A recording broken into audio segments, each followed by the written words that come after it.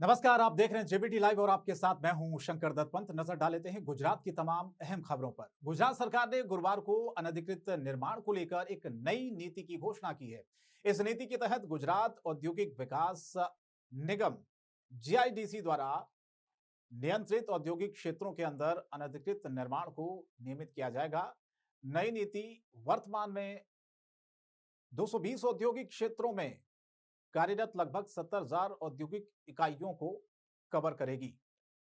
तो ये गुजरात सरकार ने नई जो औद्योगिक नीति जिसकी घोषणा की है। एक तरह से कहा जा सकता है कि औद्योगिक क्षेत्रों के लिए 220 ऐसे औद्योगिक क्षेत्र जिनके लिए किसी तोहफे से कम नहीं।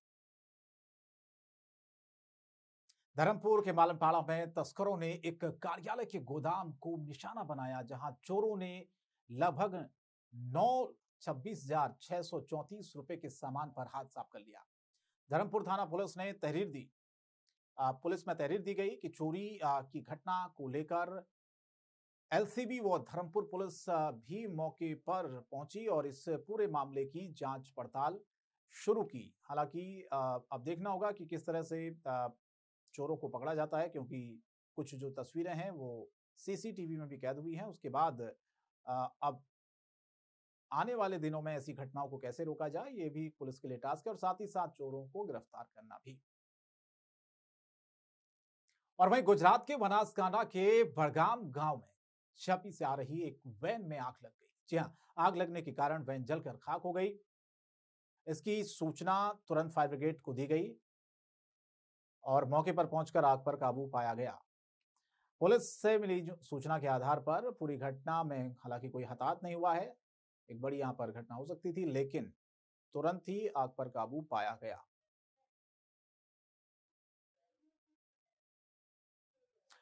और जौहरी में 350 ग्राम चांदी की अनोखी पतंग फिरकी बनाकर शुभ अवसरों पर अनुपम उपहार देकर भगवान उत्तरायण को चढ़ाई जा सकता है। और इसी को लेकर पतंग के शौकीनों में काफी उत्साह देखा जा रहा है, क्योंकि उत्तरायण पर्व की अ, शुरुआत होने वाली है और इसी खासकर शहर में बाजार में तरह तरह की पतंगों का जमावड़ा देखा जा रहा है। लेकिन सूरत के एक जौहरी द्वारा चांदी की पतंग फिरकी तैयार की गई है। ग्राहक की विशेष मांग पर चांदी की पतंगे और काटने छोटे और बड़े दोनों आकार के बनाए गए हैं।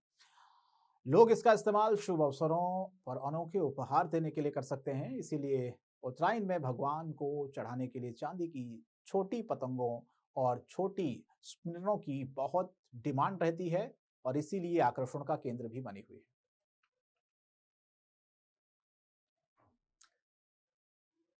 और अहमदाबाद के वाडज इलाके में रामा पीर के टेकरा में पुनर्विकास योजना के तहत मकानों को गिराने के लिए स्थानीय लोगों ने आज अहमदाबाद कलेक्टर कार्यालय पर धरना दिया।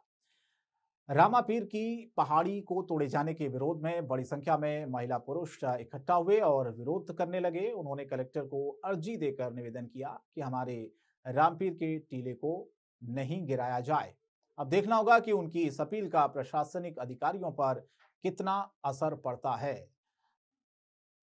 तो घेराव तक किया, तमाम सैकड़ों की संख्या में आप देख पा रहे होंगे लोग वहां पहुंचे मकानों को गिराने के निर्देश जब मिले और उन्होंने अपील की है कि मकानों को गिराया नहीं जाए।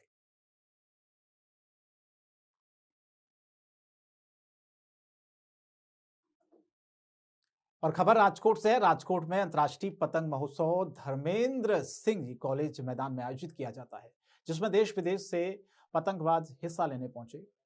16 विभिन्न देशों और भारत के 7 कई राज्यों के 160 से ज्यादा पतंगबाजों ने इसमें हिस्सा लिया। विदेशी पतंगबाज पश्चिम की परिक्रमा करते देखे गए। बताएं आपको कि पतंगबाजी करने वाले द्वारा तरह तरह की अनोखी पतंगें उड़ाई जा रही थी। राजस्थान के उदयपुर के रहने वाले पतंगबाज शाहबाज खान उस समय आकर्षण का केंद्र बन गए, जब उन्होंने G20 शिखर सम्मेलन का प्रचार करते हुए एक साथ 250 पतंगें उड़ा दी। तो नायलॉन और रेशम की डोरियों को मिलाकर एक पतंग उड़ाई जाती थी और ये पतंग देखिए आप किस तरह से आकर्षण का केंद्र रही।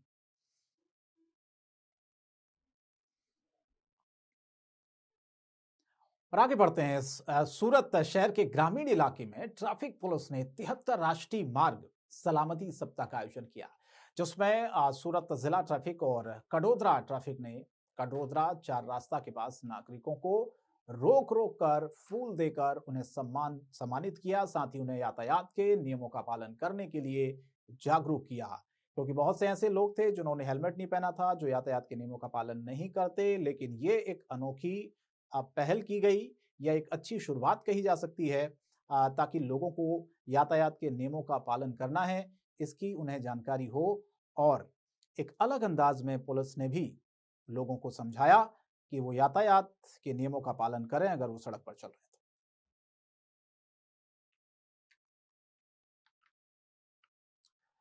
तो फिलहाल गुजरात की खबरों में इतना ही, लेकिन जेबीटी लाइव पर खबरों का सिलसिला लगातार जारी रहेगा। नमस्कार।